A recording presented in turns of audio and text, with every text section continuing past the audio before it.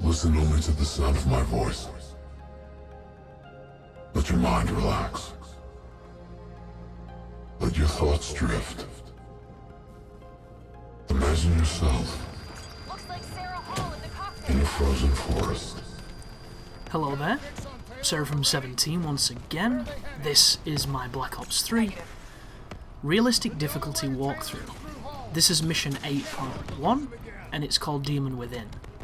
Creatively, I think this is one of the best missions on the game because it just throws caution to the wind and it shows a Call of Duty that is confidently striding into the bizarre and the obscure and doing so in something that is really, really interesting. Mechanically and difficulty-wise, I think it's a fucking mess and one of the hardest missions in the game. It begins with a boss fight against Hall. All you have to do here is shoot her to bits, and I like to stay over where I am right now, but where she moves is 100% up to her and it's random. She can jump almost full screen anywhere to where she wants to go. She'll go and stand up on platforms. She does all kind of bullshit stuff, but I like to stay near this awning because she cannot come under it. And she cannot jump on top of your head when you're under it. However, if she shoots you with a machine gun, it's a 2-bullet kill. If she shoots you with the rocket, it's a 1 kill. So you want to be real careful here. But the good news is she'll be distracted by your team, so you can get tons of free hits if your team do a good job here. And my team just so happened to be a great distraction, and I'm free to shoot this bitch with as many rockets should I choose. And she's going to go down real swiftly. But it doesn't mean it always went like this, guys. This was the good run. That's why it's in the walkthrough. I had maybe 5 or 6 deaths when I just got stomped, and there wasn't really much to do. Like, I'd have a really good run, and then she'd jump on top of me, because there was literally nowhere to evade it at all, unless maybe I boosted, and even then, you can't immediately boost to the left, which is what I would really like you to be able to do. To dodge to the left or the right without needing to jump, I think that could be great, because didn't Advanced Warfare have that, and that was cool? Halo has that, and I love it about that Halo game. This game really needed it. And I'm actually going to talk about the final boss of the game and mention how I would have done it, because my design would have been... You see that? That was me shitting on the boss and double-checking the difficulty because it was a very simple fight. You saw the 3 blue bars? That means it's on realism, or realistic. So once you kill the boss, we're going to go into her DNI. And once you're inside her DNI, it is World War II. It is a battle from that period, and it is a throwback to the old Call of Duties in more ways than one. However, it is the single worst designed part of the game. Because it's horrible. It's absolutely horrible. On the surface, this is just a really fun, self-referencing, awesome section. And I imagine playing this on Hardened or on Recruit or Regular, I bet it's a blast. But on this mode, it's a nightmare. The enemies will spawn on you, they will spawn all around you, they will spawn whenever they choose to, and they will spawn constantly until you push up. It is a constant battle where you're pushing checkpoints that aren't the best, and that at any given moment an enemy can materialize in front of you, and if your reflexes aren't on par, you will die. And as I've mentioned, checkpoints aren't that great. So all the progress right now, you'll notice I'm being incredibly tentative, is because just how crazy this sequence is. And it gets worse, because the path branches, it goes dark, it gets really hard to see people, and they have no issue seeing you. And there's a moment where I go prone, and I get prone blocked because a dude spawned on me, and he's literally next to me. So many horrendous moments in this level. This is straight up COD 2 nightmare bullshit. It really is. And the only saving grace here is that your ability is going to come in handy to see where they are and thin the ranks when you push forward. But right now, I can't see a thing. And they're chucking grenades at me. I could get shot right here and die, and I wouldn't have been able to tell you why or where it came from, because it could have come from anywhere. And I push up really haphazardly because I know just how stupid this is, and I want the checkpoint really badly. And it gets to the point where when I go back on myself, there's still people fighting, because people have spawned after I was past them. Like, really bizarre spawns, and the whole level's like it too.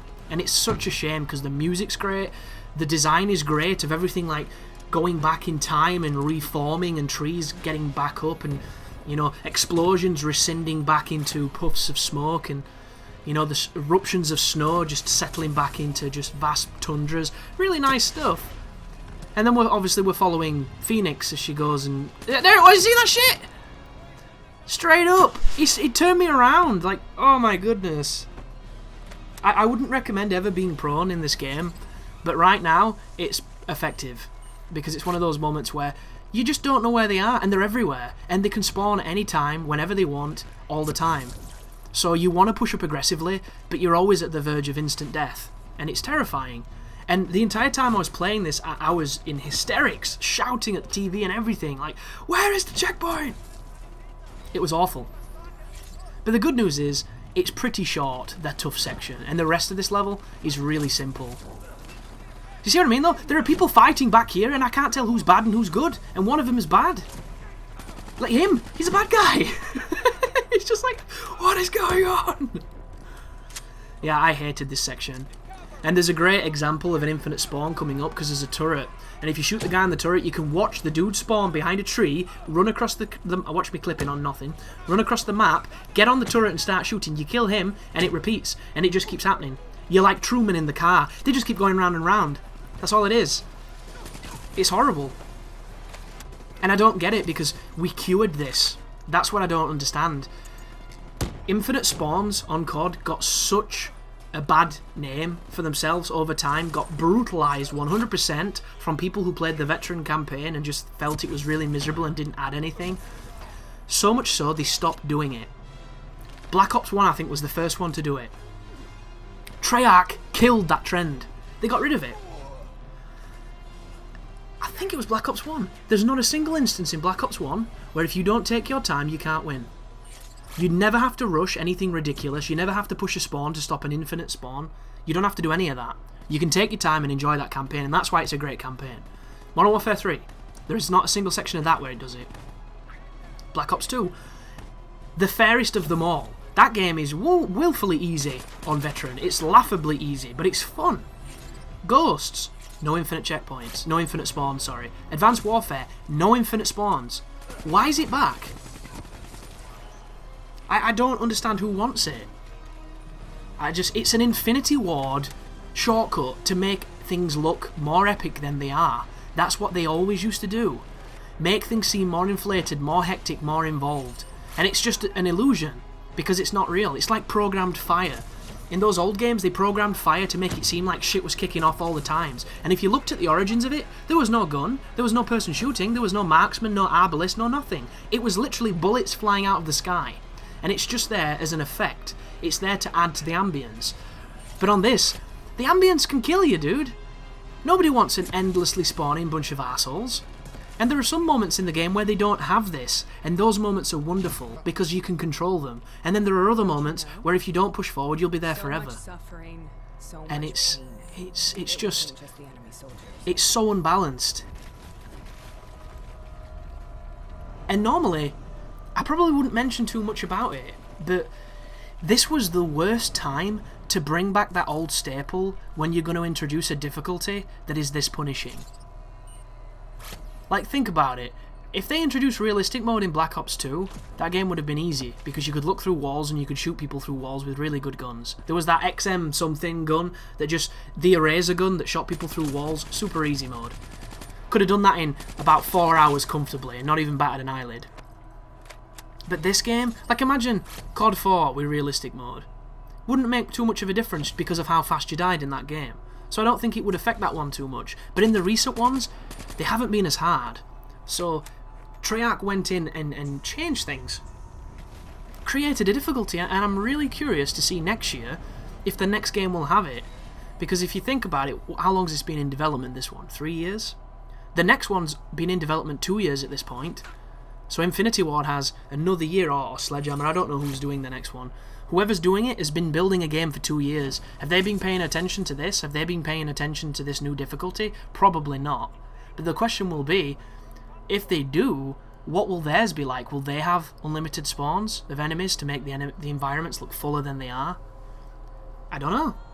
You know, it's that weird question of what will they do? Like, this game is getting pandered critically. There are some good reviews, and I actually misspoke on an earlier video, so I want to apologise for that. I think I said that IGN shit on the game, and they didn't. I must have read a GameSpot review or a Game Informer or something different. It wasn't IGN. Whoever it was who I read was talking about essentially comparing the game to Advanced Warfare, and they really liked Advanced Warfare, and they didn't like this. So whoever that reviewer was, I meant that person. The IGN guy is one of the fairest IGN reviews I've ever read. Like, straight up, pretty much everything he said, I felt as well. There were a little deviation here and there, but for the most, I think he gave it a really fair shake, and he criticised it in some very valid ways, but then at the end he gave it 9.2 anyway. So it's like, what the fuck, dude?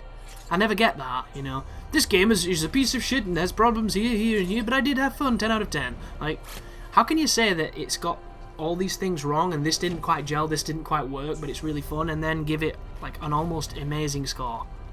Seems very strange to me. And I suppose it depends on how, you know, perfunctory you want to be, how just contrived you want to get, and how anal and retentive with your review. Are you going to be the dude who mentions that there's a little bit of clipping and a little bit of texture popping, and that's why it only got an 8? Because if you are, then it's like, maybe you're reviewing it for the wrong reason, unless you're making a very valid point, a la, zombies would be better if the clipping was better. That is a fact of life. By the way, this is horrendous. Can't even begin to tell you how scary this is. Can't see anything, can't see a damn thing, enemies spawning all around me. Horrible, horrible section. I have absolutely no faith, and you'll notice I'm not pushing up until I have the ability to tell me where people are, because I am that terrified. And they're everywhere, and you can hear them, but just because you can hear them doesn't mean you know where they are, because the audio's dishonest. And you're pushing forward, and at any moment you can get shot from the left, because there are people over there, but at this moment in time they just couldn't see me. And there's a grenade. See you later. You notice how it was a stick grenade as well? Thought that was beast. See him running away, pepper him quickly. Another flaw this game has, after certain cutscenes it turns off your DNI mode, and if you're like me, and sometimes you're too focused playing to notice things, I don't turn it back on, so I play large sections of the game without that extra help, which is really frustrating. Why would it turn it off? There is no reason to turn it off. Once you pop it on at the beginning of the game, it should be on for the rest of the level, but the game doesn't work that way, so unfortunately you have to deal with it. But zombies. Zombies is so cool in this game. I can't get over how much I'm enjoying it. Like, I went off zombies really big, and that's coming from somebody that spent dozens of hours doing Kino, dozens of hours on Ascension, dozens of hours on, you know, Call of the Dead, doing all that crazy stuff. I didn't like the moon. I think the moon took it too far, and I think Shangri-La was just too condensed. I can't stand places where there isn't a good kiting spot. The moon had an amazing kiting spot, but to get to it you had to do a load of bullshit, and it wasn't a very entertaining map, I don't think. Ascension was perfect. Great kiting spots, lots of interesting stuff to do. Really, really liked that map. And Call of the Dead, didn't like George Romero. Glitched him off the map a couple times because he's a tosser, but had a really, really good time with that map too. And then in this, I'm just liking how very different it is. At the moment, I'm finding it really tricky because as I've mentioned earlier, I don't get it. And the thing with zombies, until it clicks and it makes sense, you're going to struggle, especially when you're running solo. That game is so much easier with people, but it's really hard to get into a match at the moment, just because of silly reasons. So this is cool. These are dire wolves, and you're going to get attacked by a whole pack of them, and I think there's an achievement for killing all of them. I say achievement, it's an accolade. But this is way more fun than not knowing where the spawns are going to be, and getting bum rushed by people with guns. Look at this, you see how they're reversing from being on the floor? One of the cool parts of this feature is as you push forward, you're affecting this temporal rift, and you're making these events happen. So you can see bodies on the ground that are going to reanimate, and if you shoot them before you get to them, you can kill them before they reanimate. It's super cool. There's some really nice creative moments in this level. And then you can hear that, which of course is from my intro. Imagine yourself in a frozen forest. And I love it. I love it so much because it means so much if you know the story, but at the same time, you don't have to pay... You see that just then? Something's firing at me. And it's that weird moment like, what's going on here? Is that program fire, or is there some dude actually trying to kill me? So I'm kind of shitting my pants a bit. I'm like, come on, none of this, please stop. You see what I mean? Does it look bad? That's program fire. There is some weird programmed fire happening here, and it was not cool, dude, not cool. But the great thing about that particular speech you just heard is you hear it earlier on in the game in certain areas, but because it's just kind of background noise, you don't pay attention to it. And if you did, you would realise just how important it is. And I knew as soon as I heard it in that black site, Safe House, Black Station, I don't know what it was called. I knew as soon as I heard it was going to be important, because if you remember on Black Ops 1, they were always going on about the numbers, and you kept seeing it popping up on your screen. And when I played that campaign, it just completely passed me by. I didn't pay enough attention and I didn't spot it. But when I came to this one, because I'm used to looking for that stuff now, I immediately noticed that it was important. And it enabled me to keep up to date with the story and really understand and really appreciate some of the twists and where it went. And I love the kind of story that the game tells. I love the concept of this phrase and this collection of words being twisted and turned into something else. And it's something really innocent, but it's manipulated and it goes a different way with it. And I think that's fantastic. This checkpoint is not fantastic. See that just then? If you're anything like me, the first time that you turn up in this room, you'll get instantly murdered because you'll not have reacted to all those enemies in that room. But you want to kill them really quickly, and then when you move out here, you can proceed to kill these bodies before they get up, because these are people that will reanimate when you trip the invisible event trigger. So from this position, you can kill a lot of people before the fight even begins, and all we're going to be doing here is pushing building to building through a sequence that is very fun and very fair. At this point, the spawns are fine. There is not a particular spawn that stands out as being bad or in your face or sporadic or even infinite. For the most, very finite amount of people, very easy section coming up. The section after this, where you do the crazy floating down from the side of the house into that room, has one of the worst checkpoints in the game, because it's a very, very long sequence that involves quite a lot of shooting over quite a large amount of distance. And if you don't get to the church, and you're methodical and you take your time, it takes like 30 minutes, and then you die bang next to the church, you didn't get a checkpoint, and boom, you're all the way back. The good news is, I found out what I did wrong when I did that. They want you to do a side house, and if you go in the side house, you get a checkpoint. If you don't, then it's a massive checkpoint, and it's really miserable. But hopefully you can learn from my mistakes and you'll avoid that issue. But can you remember when I said that this was going to be one of the hardest levels in the game? The first part against Hall is tough. The part that we just did in that pushing that first part of the World War II bullshit, that is very hard because of the sporadic spawns and the weird geometry stuff. Then it's pretty simple up until the church. When we get inside the church, there is another boss fight, and it's a boss fight that has infinitely spawning enemies. And it's not a particularly challenging boss, it's just the church is so big and so multifaceted with paths that they can get to you from any angle. It's really, really oppressive. But keep moving up, don't pay attention to the kill box notification. There's nothing too dangerous in this moment. It's a really manageable sequence, and if all of this World War II section was like this, I think it'd be great. Because it feels like you're in a war zone here. There's stuff blowing up, there's soldiers everywhere, but they're not all focused on you. And I love that. I can't wait till we get to a point in gaming where the AI is intelligent enough to be imperfect, to make mistakes. I noticed earlier on zombies that the zombies can fall over when they're chasing you, which I think is a really cool touch. It doesn't really affect gameplay too much other than giving you a bit of breathing room. And it's just a nice touch.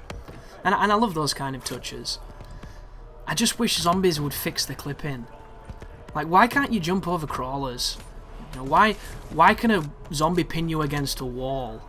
There's so many things I have against that game mode. It really frustrates me, and it's interesting because this is the easiest zombies has ever been. Because you can take an additional hit now without Juggernog, and I assume you can take an additional hit with Juggernog. So it's the easiest zombies has ever been.